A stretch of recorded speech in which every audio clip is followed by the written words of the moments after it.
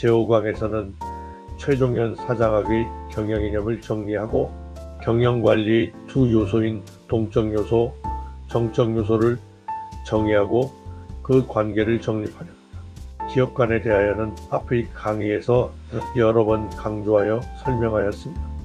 최종현 회장은 기업 경영을 명쾌하게 이윤극대화라고 자르듯 정의했는데, 이와 같은 철학은 교세라의 이나모리 회장의 기업 철학에서도 발견됩니다.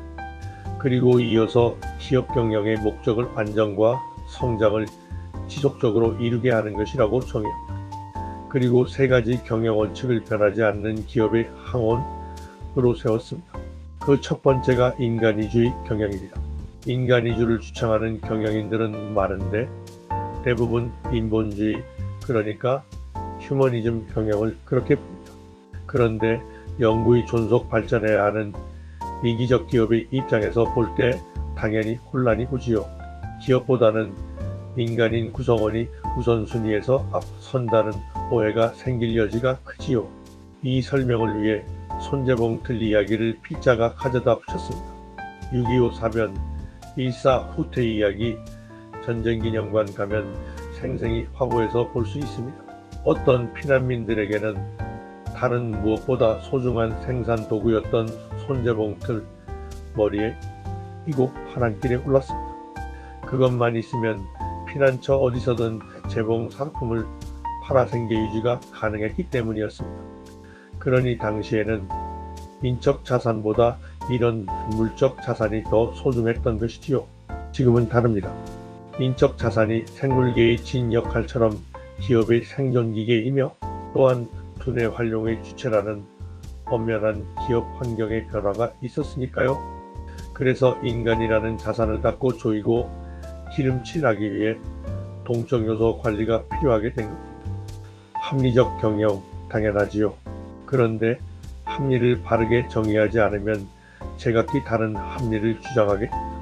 일의 분석, 판단, 집행의 순서로 합리를 정의했습니다.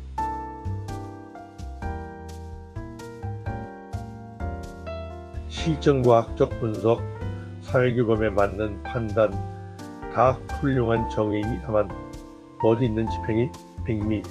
협상력은 공감을 추구함으로써 얻어진다는 다이아몬드 박사의 통찰과 다 있습니다. 워커힐의 수펙스 김치, 이렇게 해서 생겨난 합리적 경영의 재미난 부산물이 그 일화가 필자의 저서에 실려 있습니다. 현실을 인식한 경영, 이 원칙은 논란이 가장 많았던 원칙이었습니다.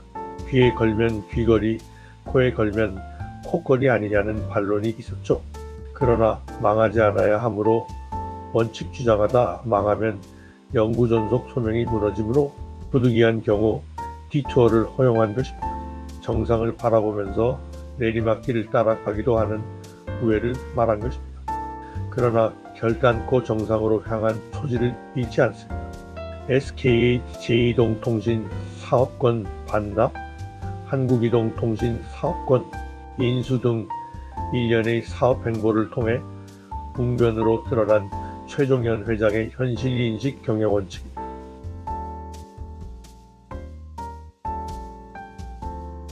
네 번째 코칭 질문입니다. 동적 요소 관리를 물었습니다. 동적 요소는 타 경영법과 달리 최종현 사장학이 유니크하게 채택하고 있는 경영 요소인 만큼 이를 설명하기에 앞서 그렇다면 정적 요소란 무엇인지 설명하여야 할 겁니다. 경영학에서 다루는 커리큘럼을 열거하면 아마 설명이 될 것입니다. 기획, 재무, 인사조직, 생산, 마케팅, 구매, 안전, PR, 정보 등 더 세부적으로 분류할 수도 있겠습니다.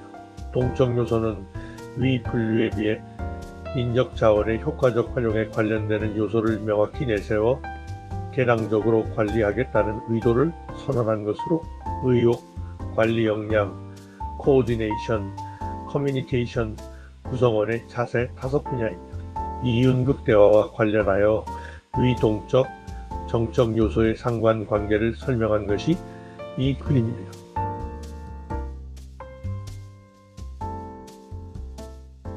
수도관을 통하여 일정 시간 흐르는 물의 양이 경영성과라고 할 때 정적 요소가 구성하는 여건은 수도관의 단면적에 해당하며 동적 요소는 물 흐름의 속도라고 비유하여 표현한 것입니다.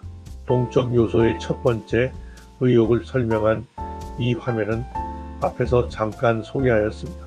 앞으로 5가지 동적 요소를 하나하나 자세히 다룰 예정이므로 여기서는 소개하는 정도로 가볍게 다루고 지나가겠습니다. 의욕 관리는 구성원에게 두뇌 활용의 자발성과 적극성을 부여하기 위한 여러 요소들을 찾아내고 관리하자는 겁니다. 코칭의 작동기제와도 깊이 연관됨을 발견하였기에 다음 6강에서 다루어 보겠습니다. 다음은 관리 역량 관리입니다.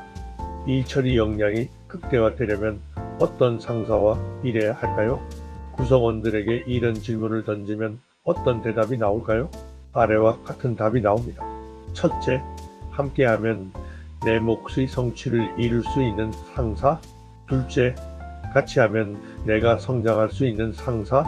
즉 적절한 지도와 인파워먼트를 통해 부하가 이를 통해 성장하도록 기획하고 도와주는 상사라는 뜻입니다. 셋째는 같이 일하면 즐거운 상사, 즉 엄할 때는 엄하지만 유머와 따뜻한 마음을 가진 상사라는 뜻입니다. 너무 이상을 추구하는 것 같다고요?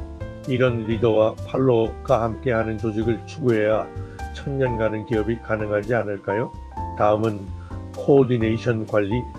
협동은 동질적인 힘을 모으는 것, 코오디네이션은 이질적 힘 간의 유기적 작용을 극대화하는 것입니다.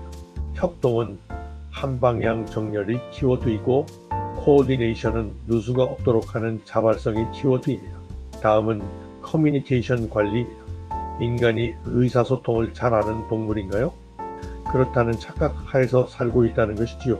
정작은 구성원 개개인이 자신의 과거로부터 축적된 각기 다른 필터를 갖고 있어서 같은 단어를 듣고도 다른 인식, 다른 연상을 하기 쉽다는 것입니다. 그래서 경영 용어를 명확하게 정의해야 하는 것이 필요합니다. 이건 역시 코칭에서 훈련하는 듣기와 말하기의 기본 태도, 기술에 깊게 관련됩니다. 다음은 구성원의 자세 관리입니다. 패기, 일과 싸워 이기는 기질, 한때를 풍미했던 명 TV 프로그램 장학 퀴즈에 걸렸던 캐치프레이즈였습니다. 최종현 회장은 당시 선경의 기업 광고 대신 이 메시지를 방송에 치도록 했습니다. 술 먹고 취하지 않는 것이 사교 자세? SK의 자세 관리 중 하나를 웃자고 희화화한 표현입니다. 여기까지 동적 요소 5가지를 훑어보았습니다. 다음 제6강에서는 코칭과 동적 요소 관리를 연계해보고 개별 동적 요소는 하나씩 그 뒤에서 자세히 다루겠습니다. 감사합니다.